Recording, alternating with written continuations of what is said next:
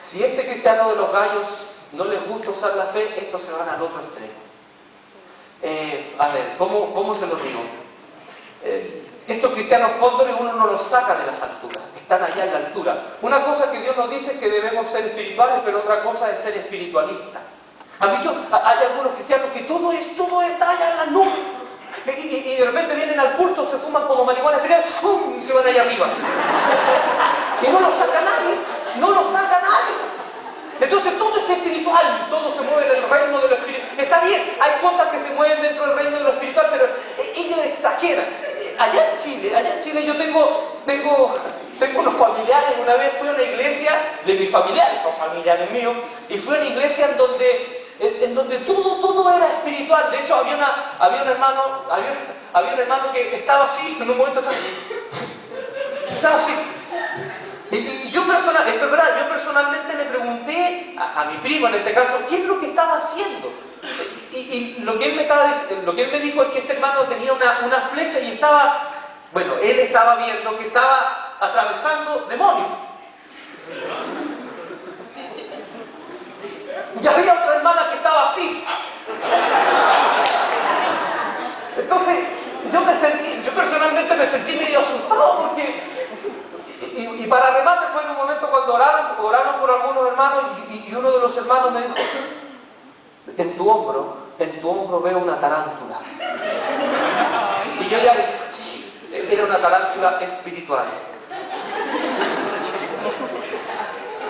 Entonces fíjense, yo sé que con el Señor podemos ver visión y podemos tener esas cosas, pero una cosa ya es irse al extremo, irse allá arriba. Y yo me imaginaba cómo atravesar los demonios, porque yo nunca le he visto un cuerpo a un demonio, yo no sé cómo se pueden atravesar o cómo se puede blandir una espada, no sé, honestamente no sé. Entonces, personalmente yo creo que un extremo es ser demasiado racionalista y el otro extremo es irse a las nubes y que no te bajes de ahí. Y fíjense la característica de los cóndores, que sus alas son grandes, por eso están volando casi siempre. Y no bajan a la tierra, no bajan a ver las necesidades. Todo tiene que ver con el cielo. Su oración no es la oración del Padre nuestro que estás en el cielo, santificado sea tu nombre, venga tu reino. Es decir, la oración del Padre nuestro Jesús nos pide que el reino de Dios se haga latente aquí en el mundo ahora. La oración de los cóndores son: Padre nuestro que estás en el cielo, santificado sea tu nombre, arrebátanos a tu reino. Es como esa idea de vivir en las nubes. Y como le decía, sus alas son grandes, pero su cerebro es pequeño. Entonces, como su cerebro es pequeño, no ha tenido la capacidad de estrenar su materia gris. Entonces, cualquier cosa, como no tiene su cabeza pequeña, cualquier cosa que coma, le sabe igual. Entonces puede venir un chanta que te predica cualquier cosa y a ti te parece palabra de Dios. Entonces yo veo de repente a estos cóndores, a estos hermanos cóndores, que los veo en las alabanzas. Claro, a mí me encantan las alabanzas, yo personalmente no quiero jugar, pero a veces yo veo que muchos de esos y todas esas cosas. Pero cuando uno le pregunta: ¿y cómo estuvo el mensaje? ¿Y cómo estuvo el mensaje? ¿Qué me quedó? No, si el mensaje... Ahora sí, sí. ¿Qué más? Vamos con ese.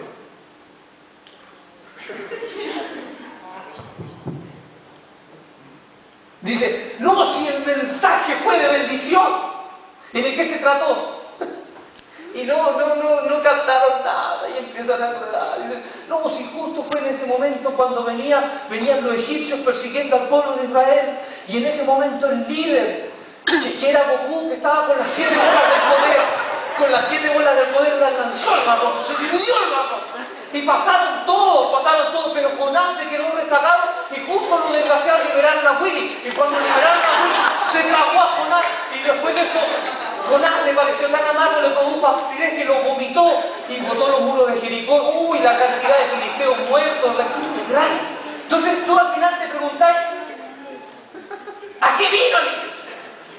Entonces vino a sentir cosas, que me parece muy bien, porque Dios me hace, personalmente, yo he vivido experiencias experiencias con Dios del ámbito de las emociones increíbles. A pesar de venir de una iglesia conservadora, yo tuve la bendición y he tenido la bendición de recibir el don de hablar en otras lenguas. Y no me parece eso extraño. Me acuerdo la primera vez que yo lo recibí, hermano, no sé si usted ha tenido esa experiencia, si usted alguna vez ha tenido esa experiencia. Yo me acuerdo que la primera vez estuve en una ciudad que se llama San Felipe, estuvimos con unos jóvenes para que vean de dónde vengo y algo de mi historia. Estuvimos con unos jóvenes, nosotros venimos de una iglesia bautista, una iglesia muy conservadora. Me acuerdo que en nuestra iglesia la única manifestación del Espíritu era el hermano Carreño, que el Señor lo tiene en su gloria, que era un hermano chiquitito, y su esposo era grande así. El Señor le había bendecido al norte, al sur, al este, al oeste, por todos lados. Y el hermano era chiquitito. Entonces en los cultos, cuando estábamos cantando himnos, el hermano Carreño de repente sentía el Espíritu y decía, y le venía así como una carrotera así. Y eso era todo. Eso en la iglesia era la máxima expresión de la manifestación del Espíritu. Y ya eso era escandaloso. Entonces un grupo de jóvenes empezamos a leer el libro de Hechos, a estudiar el libro de Hechos, y nos encontramos que en el libro de Hechos pasaban cosas. Y yo le decía a mis amigos, oye, ¿cómo que en el libro de Hechos pasan cosas y aquí en la iglesia no, como que no pasan esas cosas? Y fuimos a San Felipe, yo estaba estudiando en la universidad, y una hermana que se transformó luego en nuestra tía de cariño nos recibió en su casa, y justo esa tarde había un culto en su casa, que era un culto de oración. Y pusieron un video de algo que Dios estaba haciendo en Argentina por acá, por el año 98, en Buenos Aires. Y yo me acuerdo muy bien porque había un pastor de una de las iglesias más grandes hoy y que había muchos otros pastores, y después se hicieron de renombre, y yo vi, oye, ¿y por qué eso no pasa en mi iglesia? Y me acuerdo que había un hermano que dijo, bueno, pero oremos. Y oramos, éramos como 5 jóvenes, estaba quien ahora es mi cuñado, mi mejor amigo Cristian, y mi hermano también, estaba Álvaro, me acuerdo que estaba Marcos, éramos 4 y estaba yo. Y el hermano estaba orando, estaba nuestra tía de cariño y sus 2 hijos más pequeños, y el hermano empezó a orar, y empezó a orar por cada uno de nosotros, y yo era el último. Y en un momento vi que mis amigos empezaron a sentir algo muy especial, y yo decía, Señor, no siento nada. Yo no siento nada, y me sentí profundamente frustrado, y en un momento él me miró y me dijo, el Señor quiere hacer algo contigo. Y me miró así con esa cara así como esa cara interesante, esa cara que te llega a dar miedo de repente, pero tú sabes que como que el Señor, no sé, tiene wifi con el Señor, no sé qué quiere, que le haga así. Y fue donde y me dijo, él comienza a alabar al Señor. Y yo dije, bueno, Señor, no sé si usted le ha pasado, y dije, Jesús, tú eres lindo, tú eres bonito, Jesús. ¿Y qué más? ¿Qué más le digo? Que no estoy acostumbrado. Bueno, Señor, tú eres...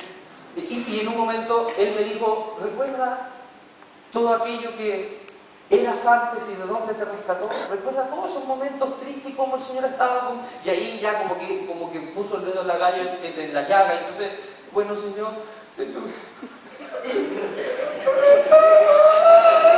Y ahí empecé y yo me acuerdo que empecé a decirle al Señor todo lo que yo lo amaba, y ya después me acuerdo que mis palabras no bastaban.